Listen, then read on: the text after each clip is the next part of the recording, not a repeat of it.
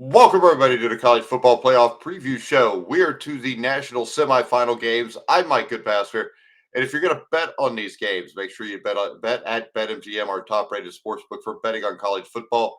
You can click on the link in the description down below if you're watching on YouTube. All right, we've got an old-time rivalry. Old time if you're in your mid-50s and you remember the 1980s and early 90s battles between the Penn State Nittany Lions and the Notre Dame Fighting Irish. The Fighting Irish are favored by 1.5 points in this game. They're the hottest team in college football, winning 12 straight games, dominating good competition. No matter what anybody says, they beat 4 or 5 teams that were ranked in the top 25 when they beat them. And of course, everybody looks back now and says they played nobody.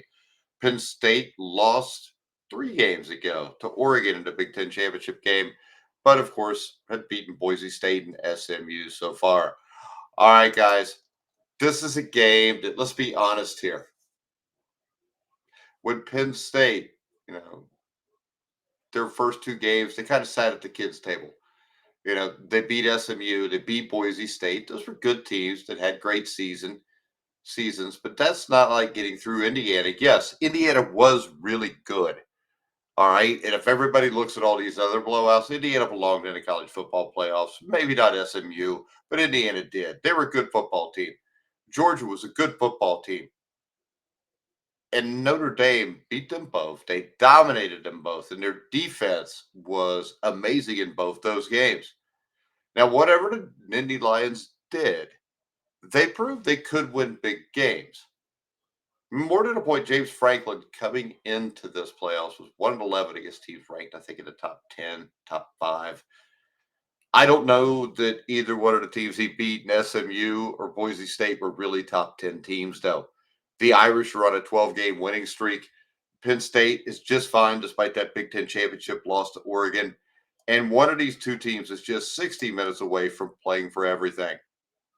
Now, when we look at this game, why could Penn State win this game? I think the big thing here is Notre Dame is really, really beaten up. It's been miraculous how the Irish kept on rolling, even with too many injuries. They came into the college football playoff with a strong starting 22, but with almost no depth whatsoever in some spots. They survived Georgia with the loss of Riley Mills to a knee injury. Star running back Jeremiah Love should be okay to go, but he's certainly not 100% after hurting his leg in the quarterfinals against Indiana. Now, making things worse, keeping this football wise, the horrific attack that happened in New Orleans took away a day of rest, made worse because these two play in the first of the 2 college football playoff semifinals. Penn State will get more than 2 days to rest up and be ready to roll compared to what Notre Dame had. Penn State's offense has been good enough on the ground to get by, but it's the defense that's getting the job done. 3 takeaways against SMU, 4 against Boise State, 3 interceptions in 3 of its last 4 games. The defense for Penn State is suffocating. Even with star Abdul Carter getting hurt early on, hurt his arm, the run defense kept Ashton Jeanty in check in the Fiesta Bowl. Jeanty got over 100 yards, but it took him almost 40 carries to get it. Before that, it held SMU to 58 rushing yards. And it'll load everything up to make Notre Dame quarterback Riley Leonard do something positive down the field. The Irish only came up with 244 yards of total offense against Georgia, but it managed to come up with several big moments to pull it off. Limit the turnovers. The Irish need the mistakes to cash into points and win on 3rd down. Now, why will Notre Dame win this game? This has turned into the ultimate find the way team. I mean, it's sorely missing downfield passing, but it's somehow great on 3rd downs. Yes, it's too conservative overall, but the defense is a big play takeaway machine in big moments. Yes, they're incredibly beaten up and starting to lose too many parts, but the new men up keep on stepping up when needed. There's nothing fancy about the Irish. They come up with manageable 3rd down opportunities and they convert. Then they repeat that. And there's a takeaway or a big turnover or a momentum shifter. No one is better at putting the biscuit in the basket when there's a shot to take advantage of the moment.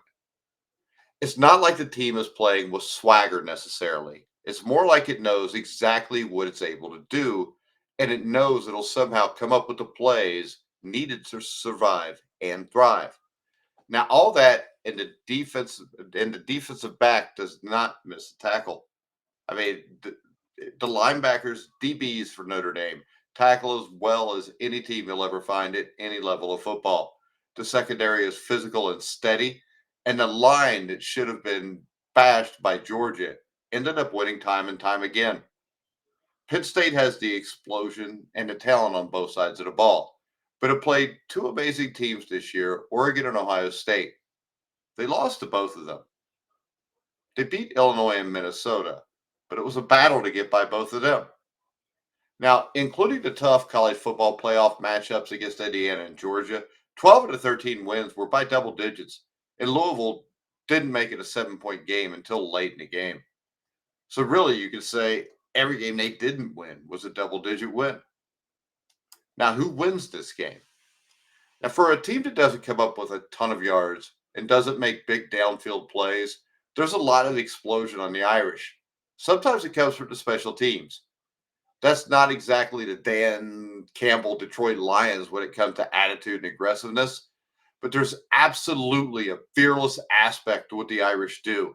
It's like they're happy to take a chance. And if it doesn't work out, they'll just make up for it somehow with a big stop. It starts with the Irish ground game, though. The two Penn State losses came when they allowed more than 121 yards. They gave up 189 in the win over USC, but allowed 176 yards to Ohio State and 183 to Oregon. And that USC game ended up being a shootout. Now, Notre Dame was held to fewer than 154 yards twice this season. Georgia and Northern Illinois were the only two teams to hold the Irish to under 5 yards per carry. Penn State only allowed USC to run for more than 4.7. Nobody else. Something has to give. I think the Irish will hold on the lines. The plays in the backfield will be neutralized by a straight ahead power ground attack, and they'll ground the game to their liking by holding the ball for close to 35 minutes. Notre Dame will control the pace of play. It won't be anything amazing, but the Notre Dame defense will put on another show. It'll come up with one gigantic interception in the second half. And kicker Mitch Jeter will have a second straight clutch day after hitting all three of his field goals in a win over Georgia. Give me Notre Dame to win this game 20-17 over Penn State. I think this. I know he hadn't been around as long, but Marcus Freeman is a better coach than James Franklin. He just is. Now, I think Drew Allard, the way he has played, he has improved a lot. He might be better than Riley Leonard. But don't sleep on Riley Leonard. He has a hard time throwing the ball down the field, but he does convert short, intermediate third downs. If you keep this to 3rd and 5, 3rd and 6, 3rd and 7, he can beat you with his arm with an accurate passing game, or he can beat you with his legs. But the big thing about Riley Leonard is, even though he's not the greatest quarterback, no, he's probably not going to start in the NFL someday. He's a tough kid that gets it done in the clutch. Notre Dame wins this game 20-17 over Penn State. So my best bet here is to take Notre Dame, give the 1.5, and then wait for Notre Dame and who they play on Friday night in the championship game, as the Irish, I believe, will play either Ohio State or Texas for all the marbles. Marcus Freeman's done a great job here. And as Brian Kelly said when he left for LSU, you can't beat SEC schools if you're at Notre Dame. He's already done that. Now he's one win over a Big Ten team away from taking Notre Dame to the national championship game, something that's not happened in about a quarter of a century.